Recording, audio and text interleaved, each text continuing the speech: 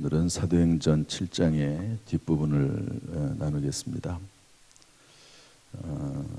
7명의 집사님들을 세우죠. 안수에서 세웠기 때문에 안수 집사님들이라고 볼 수 있습니다. 그런데 스데반이 재정 출납 업무만 맡아서 한 게 아니라 열심히 전도하는 전도자였습니다. 그러나 전도하다가 붙잡히게 되죠. 그래서 공회에 서게 되는데, 공회는 무서운 곳이라고 말씀을 드렸죠. 그런데 공회 앞에서 담대하게 복음의 말씀을 전합니다. 이 스데반의 설교는 논증, 변증 설교라고 볼 수 있습니다. 변증. 너 예수 그리스도의 십자가와 부활에 대해서 전하지 말라고 경고했지. 그 말에 대해서 변증하는 그런 설교입니다. 그 내용이 좀 상당히 긴데요. 이 스데반 설교의 특징은 베드로와 같이 철저히 성경적이라는 겁니다. 성경 구절을 인용을 할 뿐만 아니라 거의 다 성경 이야기입니다. 성경 이야기로 다 풀어가고요. 그렇지만 앞부분에 무슨 성경 이야기를 다 해나가는 것 같지만 결론은 뭐냐면 예수 그리스도입니다. 너희 조상들이 선지자들 지금까지 박해오지 않았느냐. 그런데 마지막 때에 의인이 오리라고, 다시 말해서 구원자 메시아 그리스도께서 오신다고 그렇게 예언되어 있는데 너희들이 그 의인까지도 잡아 죽였다. 52절 말씀이거든요. 그래서 결국에는 모든 이야기의 결론은 예수 그리스도입니다. 예수 그리스도, 그분을 전하는 것을 볼 수가 있습니다. 여러분, 모든 설교의 결론은 예수 그리스도가 돼야 되는 것이죠. 또 모든 설교는 성경의 근거에서 되어져야 된다 하는 것을 알 수가 있습니다. 우리가 설교를 판단하거나 분별할 수, 이렇게 함부로 정죄할 수는 없습니다. 그렇지만 그 설교가 성경적인지 하는 것은 우리가 판단해 볼 필요가 있는 것이죠. 스데반의 설교의 내용이 긴데 그 중에 꼭 짚어보고 싶은 내용 한 가지는 좀 말씀을 제가 드리고 넘어가겠습니다. 우리 38절 말씀 읽어보죠. 38절 다 같이 읽어보겠습니다. 시작. 시내산에서 말하던 그 천사와 우리 조상들과 함께 광야교에 있었고 또 살아있는 말씀을 받아 우리에게 주던 자가 이 사람이라. 광야 40년을 거쳤죠. 출애굽해서 가나안 땅에 들어가기까지 40년 동안 광야 생활을 했는데 스데반은 그 40년 동안의 광야 생활을 무엇으로 해석했냐면 교회로 해석을 했습니다. 상당히 독특한 표현이면서 우리에게 주고 있는 교훈이 큽니다. 우리가 지금 교회 다니고 있죠. 신앙생활 하고 있죠. 그런데 교회는 천국이 아닙니다. 물론 교회가 천국과 같은 곳이 돼야 되겠죠. 그래서 어떤 분은 교회는 천국 지점이라고 그렇게 얘기하는 분도 있습니다. 그러나 완전한 천국은 아니죠. 스데반의 표현을 빌리면 교회 역시 광야다. 우리가 사는 세상이 광야일 뿐만 아니라 우리가 신앙생활하는 것도 광야와 같은 곳에서 신앙생활하고 있다 하는 것을 알 수가 있습니다. 한 가지 차이가 있다고 하면 44절 말씀인데요. 한번 읽어보겠습니다. 44절 시작. 광야에서 우리 조상들에게 증거의 장막이 있었으니 이것은 모세에게 말씀하신 이가 명하사 그가 본 그 양식대로 만들게 하신 것이라. 그 광야에서 뭐가 있었다고요? 증거의 장막. 이것은 성막을 의미합니다. 이것은 솔로몬 시대에 뒤에 나오는 설명이 나오지만 성전을 의미합니다. 그러니까 하나님께서 광야를 살아가는 우리들에게 주신 것이 뭐냐? 성전이라는 거죠. 성전의 의미는 뭐냐 도대체? 여러분, 성전에서 뭐가 이루어졌죠? 속죄가 이루어졌습니다. 그래서 양이나 소나 염소를 잡아서 우리가 속죄하도록 그렇게 하나님께서 하셨고, 그리고 그 성막과 성전의 지성소에 들어가면 뭐가 있습니까? 십계명이 있습니다. 성막에는 돌로, 모세가 돌로 만든 십계명, 돌판, 만나 항아리, 그 다음에 아론의 쌍난 지팡이가 있습니다. 십계명은 하나님의 말씀을 의미하죠. 우리가 광야를 살아가는 삶에 있어서 하나님의 말씀이 중요하다 하는 것을 철저히 얘기하고 있습니다. 아론의 쌍난 지팡이, 저는 이것을 소망으로 해석을 합니다. 다 죽은 나무 같지만 그곳에서 뭐가 나오죠? 싹이 나는 것처럼. 그 다음에 만나가 든 항아리, 이것은 광야에서 하나님께서 이스라엘을 먹고 마시게 했던 그런 음식을 말하거든요. 그러니까 하나님께서 우리의 삶 가운데 실제적인 양식을 주시고 또 그 양식을 통해서 서로 사랑하고 섬기도록 하신 것을 알 수가 있습니다. 그래서 광야에서 철저히 우리들은 증거의 장막, 하나님의 말씀과 또 그리고 사랑의 삶과 믿음을 통해서 살아가도록, 소망을 통해 살아가도록 하셨음을 알 수가 있습니다. 여러분, 우리가 비록 광야를 지내고 있지만 하나님의 말씀이 있음을 깨닫고 말씀 안에서 승리하는, 말씀 붙잡고 살아가는 저 여러분 될 수 있기를 주님의 이름으로 축복합니다. 오늘 본문의 이야기를 나누겠습니다. 이렇게 설교의 말씀을 스데반이 하니까 그 설교를 듣고 이제 반응을 보이지 않겠습니까? 우리 한번 그 반응을 보도록 하겠습니다. 54절 말씀 다 같이 읽어보죠. 시작. 그들이 이 말을 듣고 마음에 찔려 그를 향하여 이를 갈거늘. 57절 말씀 읽어보겠습니다. 59절까지 시작. 그들이 큰 소리를 지르며 귀를 막고 일제히 그에게 달려들어 성 밖으로 내치고 돌로 칠세. 증인들이 옷을 벗어 사울이라 하는 청년의 발 앞에 두니라. 그들이 돌로 스데반을 치니 스데반이 부르짖어 이르되 주 예수여 내 영혼을 받으시옵소서 하고. 그들은 이제 공회 안에 있는 공회원들이죠. 유대의 지도자들입니다. 그들이 그 말을 듣고 어떻게 돼 있다고 그랬죠? 마음에 찔려 그랬습니다. 마음에 찔린 거, 이것은 좋은 일이죠. 메시지와 설교를 듣고 마음에 찔렸다고 하는 것은 좋은 일입니다. 그런데 마음이 찔려서 그 반응은 어떻습니까? 스데반을 향하여 이를 갈거늘, 이렇게 되어 있습니다. 여러분, 베드로가 설교할 때는 어땠었죠?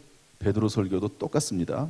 2장 37절, 41절, 42절 보면 마음에 찔려 그랬습니다. 베드로가 설교할 때도. 그런데 베드로의 설교를 듣고 그 반응은 어땠죠? 어찌할꼬, 우리가 어찌할꼬, 그러면서 회개하고 3,000명이 세례를 받았습니다. 베드로의 설교 때는 마음이 찔린 건 다 똑같아요. 베드로의 설교 때는 3,000명이 회개했습니다. 그런데 스데반의 설교 때는 사람들이 다 이를 갈고, 그리고 그 뒤에 보니까 큰 소리를 지르고 귀를 막고 일제히 그에게 달려들어서 성 밖에 내치고 돌로 쳐서 죽였습니다. 베드로 설교 때는 3,000명이 회개했지만 스데반의 설교 때는 3,000명이 회개한 게 아니라 3,000개의 돌멩이가 날아와서 죽었습니다. 설교에 3,000개가 돌멩이가 날아왔다는 말은 없습니다. 어쨌든 돌멩이가 잔뜩 날아와서 죽었다 하는 것이죠. 이것은 여러 가지 각도로 이 말씀을 이해할 수가 있습니다. 여러분, 설교를 들을 때 설교의 메시지는 스데반이나 베드로의 설교의 메시지나 똑같습니다. 그런데 그것을 받는 사람의 상황에 따라서 그 설교의 결과는 달라집니다.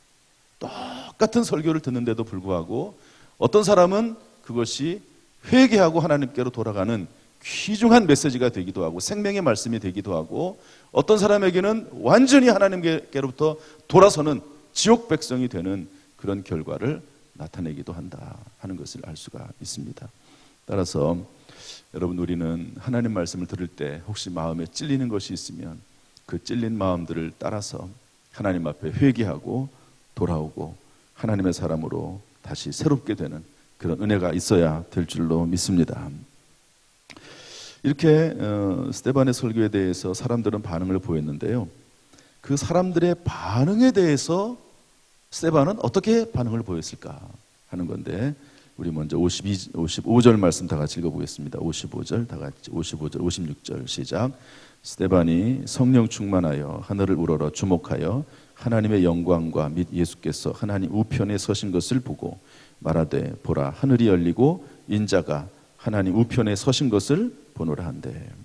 성령이 충만해서 하늘을 우러러 봤더니 어떻게 됐다고요? 하나님의 영광과 예수님께서 하나님의 우편에 서신 것을 보고 하늘이 열리고 인자가 하나님 우편에 서신 것을 보노라 이랬습니다. 어떤 목사님이 이 부분을 설교하면서 이렇게 얘기하더라고요. 예수님께서 하나님의 우편에 어떻게 계시다고요? 서 계시다. 서신 것을 보고. 여러분 사도신경은 우리 어떻게 돼 있죠? 사도신경 보면 이제 예수님에 대한 이야기를 쭉 하면서 전능하신 하나님의 우편에 앉아 계시다가 이렇게 돼 있거든요. 사도신경에는 앉아 계시다가 이렇게 되어 있습니다. 그런데 이 스데반이 순교할 때 이때는 예수님께서 그 자리에서 벌떡 일어나셨다. 이렇게 해석을 하는 분이 계시더라고요. 해석이 재미있잖아요. 그렇다. 이 스데반이 비록 순교 현장에 있었지만 하나님의 말씀을 증거하다가 그 말씀의 영향력으로 사람들이 구원을 받은 것이 아니라 오히려 돌멩이가 날라와서 순교할 수밖에 없는, 죽을 수밖에 없는 상황이었지만 그러나 바로 그 순간에 하나님께서, 예수님께서 일어서셔서 그 장면을 보고 계셨다. 이렇게 해석하는 것도 봤습니다. 그리고 나서 또 어떤 말을 합니까? 59절 60절 말씀 읽어보죠. 다 같이 시작. 그들이 돌로 스데반을 치니 스데반이 부르짖어 이르되 주 예수여 내 영혼을 받으시옵소서 하고 무릎을 꿇고 크게 불러 이르되 주여 이 죄를 그들에게 돌리지 마옵소서 이 말을 하고 자니라. 그래서 일단 먼저 돌멩이가 날라오니까 하나님 앞에 영혼을 부탁합니다. 여러분 이 내용이 누가 한 말이죠? 예수님이 십자가 위에서 한 말씀 그대로입니다. 마지막 그 죽음의 순간에 내 영혼을 받으시옵소서. 하나님도 하나님 앞에 내 영혼을 받으시옵소서. 그리고 예수님도 주여 이들의 이 죄를 그들에게 돌리지 마옵소서. 몰라서 그런다고 그렇게 말씀하지 않습니까? 스데반도 이런 말을 하고 순교합니다. 철저히 예수 그리스도에 쌓여있는, 철저히 예수 그리스도와 함께하는, 그리고 예수 그리스도 중심적인 삶을 살았던 사람이 스데반이라고 볼 수가 있습니다. 성령 충만하기 때문에 가능했던 일이죠. 오늘도 하나님께서 우리에게 성령 충만함을 주셔서 어떤 일을 만나든지 간에 하나님 앞에 영광을 돌리고 끝까지 우리의 신앙을 포기하지 않고 하나님께 쓰임받는 저와 여러분 될 수 있기를 주님의 이름으로 축복합니다. 마지막 한 가지만 얘기하고 마치겠습니다. 우리 58절 말씀 다 같이 읽어보죠. 58절 시작. 성 밖으로 내치고 돌로 칠세 증인들이 옷을 벗어 사울이라 하는 청년의 발 앞에 드니라. 사울이라고 하는 사람의 이름이 등장합니다. 여러분 사울이 누구죠? 이제 베드로의 뒤를 이어서 사도행전의 반절 그 이상을 이끌어가는 위대한 전도자요, 선교사요, 신학자인 사도 바울입니다. 이 사울이 이제 나중에 예수님을 만나서 바울이라고 하는 이름으로 바뀌지 않습니까? 그런데 이때 스데반이 돌에 맞아 죽을 때, 설교하다가 돌에 맞아 죽을 때 사울이라고 하는 청년, 이때는 청년입니다. 청년이 그 옆에 있었고 그리고 사람들이 그 옷을 벗어서 사울이라고 하는 청년 앞에 뒀다 하는 것입니다. 58절 말씀에 보면은요, 사울이라고 하는 청년과 스데반의 죽음을 연결시키고 있음을 볼 수가 있습니다. 여러분 이 장면을, 이 청년의 때 얼마나 이 장면을 인상 깊게 봤겠습니까? 사울이라고 하는 이 청년이 예수가 도대체 누구길래, 물론 이제 마땅히 이 스데반이 돌에 맞아 죽는 것을 당연히 생각했다고 하지만 그러나 나중에 예수 그리스도를 믿고 나서 신앙생활의 모습, 궁극적인 모습, 신앙생활의 그 가장 열정적인 모습 중에 하나를 여러분 순교로 보지 않았겠습니까? 스데반이라고 하는 사람은 안수받은 집사로서 목숨을 바쳐서 주님을 위해서 복음 전도하다가 죽는 것을 기뻐했고, 그리고 오히려 자기에게 돌을 던지는 사람들을 향해서 이 사람들의 이 죄를 그들에게 돌리지 말라고 그러면서 죽어갔는데, 여러분 사도 바울도 이 모습이 아주 강렬하게 남아있지 않겠습니까? 그래서 저는 이 사도행전 이 말씀, 이 스데반의 죽음 속에 이 사울이라고 하는 청년과 연결시킨 것이 상당히 중요한 의미가 있다고 봅니다. 따라서 여러분, 이 스데반의 죽음은 결코 헛된 죽음이 아닙니다. 여러분 이제 뒤에 이제 곧바로 8장에 나오겠지만, 이 스데반이 죽임을 당함으로 말미암아, 우리 한번 이 부분 좀 읽어보겠습니다. 우리 8장 2절 말씀, 8장 1절 말씀인데 한번 읽어보겠습니다. 8장 1절 다 같이 시작. 사울은 그가 죽임 당함을 마땅히 여기더라. 그날에 예루살렘에 있는 교회가 큰 박해가 있어 사도 외에는 다 유대와 사마리아 모든 땅으로 흩어지니라. 예루살렘 전도가 마무리가 됐거든요, 어느 정도. 그런데 계속 예루살렘에 남아있으니까 이제 하나님께서는 그 예루살렘 전도가 아니라 사도행전의 그 순서에 따라서 예루살렘과 온 유대와 사마리아와 땅끝까지 이르러 복음을 전해야 되는데, 이제 이 스데반의 사건의 일로 말미암아서 핍박이 대대적으로 일어나니까 어디로 갑니까? 유대로 갑니다. 사마리아로 갑니다. 그리고 그곳에서 복음을 전하는 것을 볼 수가 있습니다. 따라서 스데반의 입장에서 볼 때는 스데반이 뭐 순교했다고 해서 그것 때문에 전혀 그걸로 하나님 앞에 불평하거나 원망하거나 하나님 앞에 가가지고 따지지 않았을 겁니다. 하나님 앞에 감사했을 겁니다. 그 스데반의 순교, 하나님께서 스데반을 택해서 그 스데반의 순교를 통하여서 이제는 예루살렘 전도만 머물지 말고 유대와 사마리아와 땅끝까지 이르러 복음을 전하라고 하는 하나님의 메시지. 그리고 스데반은 이 땅에서 비록 빨리 죽지만 일찍 하나님의 부르심을 받지만 스데반의 역할보다도 더 큰 역할을 감당하는 그런 사울이라고 하는 사도 바울을 스데반과 연결시켜서 하나님께서 이 일을 계획하시고 진행하시는 것을 볼 수가 있습니다. 따라서 스데반의 죽음은 결코 헛된 죽음이 아니죠. 제가 월요일날 말씀드리면서 스데반을 해석하기를 하늘의 미랄이라고 해석을 했습니다. 하늘의 미랄. 예수님의 죽음도 하늘의 미랄이죠. 전 인류를 위한 죽음이었습니다. 그런데 스데반의 죽음도 하늘의 미랄이 되어서 이제는 예루살렘 선교를 떠나서 유대와 또 그리고 사마리아와 땅끝까지 이르러 복음을 전하는 중요한 역할을 그 기로에 스데반이 서 있었고요. 사도이라고 하는 청년에게 이 신앙생활의 강렬한 모습을 남겼던 것을 볼 수가 있습니다. 여러분, 저와 여러분이 이렇게 새벽에 나오는 것 결코 그 수고와 기도가 헛되지 않을 줄로 믿습니다. 우리가 드리는 예배와 전도와 봉사와 헌신과 예물들이 결코 헛되지 않을 줄로 믿습니다. 스데반의 죽음이 헛되지 않았던 것처럼 스데반의 헌신과 그 스데반의 모든 그 기도와 또 스데반의 그 모든 말씀 전파가 헛되지 않았던 것처럼 우리가 했던 모든 일들이 결국에는 하늘의 미랄이 되어서 30배, 60배, 100배의 열매 맺는 놀라운 역사가 나타나게 될 줄로 믿습니다. 참으로 우리의 모든 수고를 통하여 이 새벽에 나와서 기도하는 기도를 통하여 하나님의 뜻이 이루어지고 저와 여러분의 삶 가운데 금생과 내생에 30배, 60배, 100배의 열매가 맺혀지기를 주님의 이름으로 축원합니다. 기도하겠습니다. 하나님 아버지 감사합니다. 스데반의 이 이야기를 통해서 하늘의 미랄이 결코 땅에서 사라져버리는 것이 아니라 30배, 60배, 100배 열매를 맺히는 것을 봅니다. 우리 모든 성도들 이 새벽에 나와서 하나님 앞에 부르짖어 기도합니다. 하나님께서 그 기도를 들어주셔서 주님의 뜻을 이루는 거룩한 도구가 되게 하여 주옵소서. 또한 그 기도를 통해서 금생과 내생에서 복을 받으며 30배, 60배, 100배 열매 맺힐 수 있도록 은혜 위에 은혜를 더하여 주옵소서. 하나님, 그럼에도 불구하고 우리가 부족하고 연약합니다. 은혜 아니면 살 수가 없습니다. 천부의 의지 없어서 손들고 옵니다. 예수 그리스도의 십자가의 보혈로 우리를 덮어주시고 오늘도 주 안에서 성령의 지혜와 능력으로 승리할 수 있도록 하나님 역사하여 주옵소서. 감사와 영광을 돌려드리며 예수님의 이름으로 축복하며 기도하옵나이다. 아멘.